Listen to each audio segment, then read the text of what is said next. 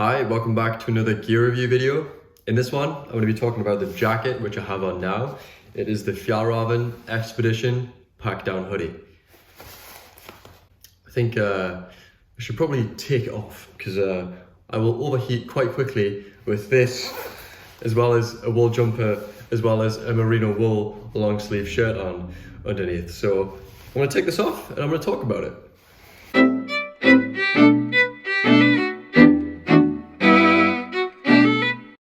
Okay, so what is it? It is, as I mentioned, a insulation jacket from the Fjallraven Expedition series. In the Expedition series, there's a few different jackets.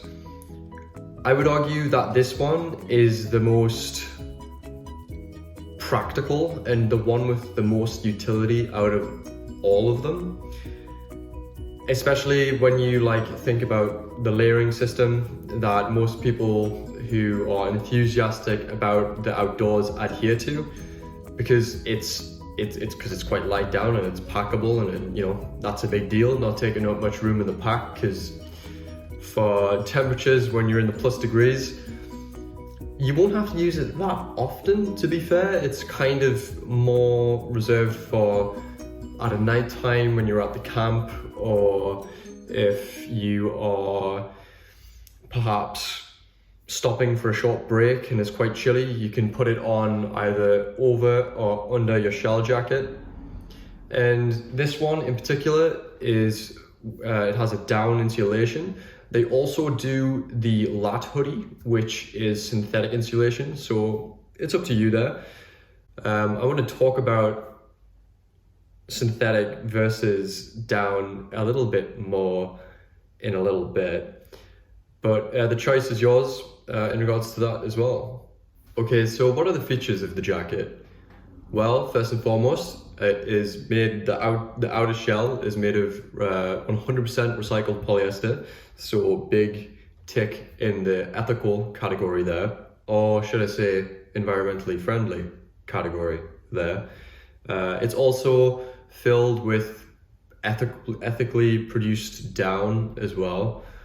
I know ethically it's still an animal product, but it's a byproduct of the meat industry, and down is also a reusable material, so that is another advantage it has over its synthetic counterpart. It's reinforced with synthetic padding over the shoulders.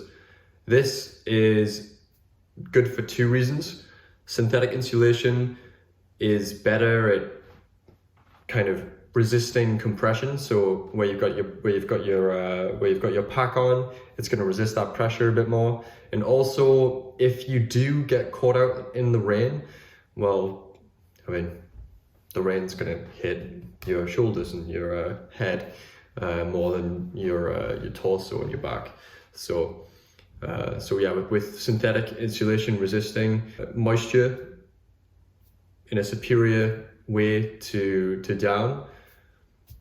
Yeah, so they've gone for a hybrid approach there, which is very wise, very sensible. It's as if they know what they're doing, and they've hired great designers to create their garments. It also has an adjustable hood with classic details. Little bit about that, classical details. So this has this jacket has a legacy, like a real legacy. The Expedition series in general, essentially Åke Nordin was stuck in a bivouac, which is like a hole in the ground. He was freezing one night and he made a promise to himself to never feel cold again. Any which way, he made this jacket, the original Expedition jacket, which is staggeringly pricey. And it's essentially like two jackets stitched through, and with like an offset construction so that wind can't get in at you. And it's got the same details as this jacket, which has this fabled kind of this legacy with the yoke, with like the drawstring, and inside it's got like a little story telling you the story about the jacket. So it's got a lot of history, which I quite like and quite enjoy about the jacket. And lastly, it has 2 hand pockets and an inside pocket. And they're very warm pockets because obviously there's down. They're filled with down, so they keep you really toasty. Your hands will be lovely and warm. So what do I think about this jacket? Well, I love the size and the cut of the jacket. It fits me really. I'm a medium UK, and in this jacket, I know the Fjallraven have European sizes, which translates to the same sizes in UK for like the upper body, and it fits me perfectly. It's nice and spacious and roomy. You know, you've got freedom of movement, and it's, as I mentioned earlier, you can use this underneath a hard shell jacket or you can use it on top of. It's entirely up to you. I think for me it would just depend on whether or not it's raining. If it's raining, it's most certainly going to go under the shell, and if it's not, if I'm just stopping and having a break, maybe having some lunch on a hike, in that case I am probably just going to throw it over top of the shell jacket. And can we just admire the color? It's just such a nice color. I was reading the history of the jacket a little bit, and it said the original that OK produced was the same color, and he said it would remind him of the Swedish flag, hence well, Swedish company, Swedish colors, and it's nice, and it's bright and vivid but not offensively so. It was quite difficult to get my hands on though, like it was sold out everywhere. But there's also a gorgeous red color, there is a gorgeous yellow color, and then there's more muted classic black and navy as well. I said I was going to come back to this. Let's talk about down versus synthetic. I was so torn between the two, and in the end I came to the conclusion that down just unequivocally wins. Let me tell you why. Obviously, the most glaring drawback which down jackets have, besides the eye-watering price tags which you get with them, is the fact that they can't insulate. The insulation ability is poor if it gets wet. And I mean, this isn't a drawback to just brush off lightly. That could mean the difference between a very comfortable night and an extremely unpleasant one. However, in like every other department, correct me if I'm wrong, down just wins. It wins insofar as its weight, and it wins insofar as its compressibility. And that's the main one, weight to warmth ratio.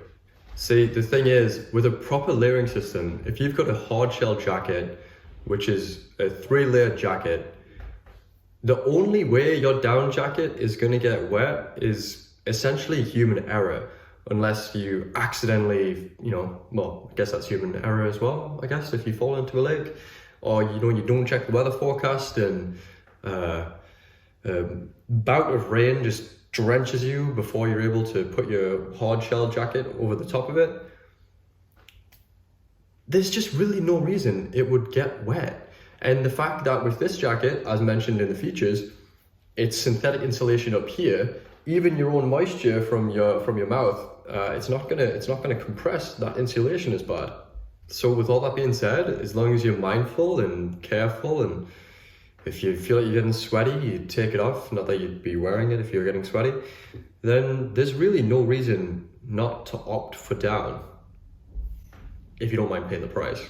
Okay, let's wrap this all up. Let's answer the question of whether or not it is worth it. In my biased opinion, hell yeah, it's worth it. I always preface it by saying, with all Fjallraven equipment, it obviously comes with a somewhat eye-watering price tag. This jacket retails for, I believe, £275. I didn't pay that. I got it on sale. I was very lucky to get it on sale for around 200, and I managed to get this lovely blue color as well. But if that's within your budget, and you factor in the cost per use and how long you're going to have the jacket for, how long you're going to use the jacket, you really cannot put a price on comfort when you're out there in the wild, in nature. When I was climbing, when I was in the Lakes District recently, this jacket, I'm not even exaggerating it.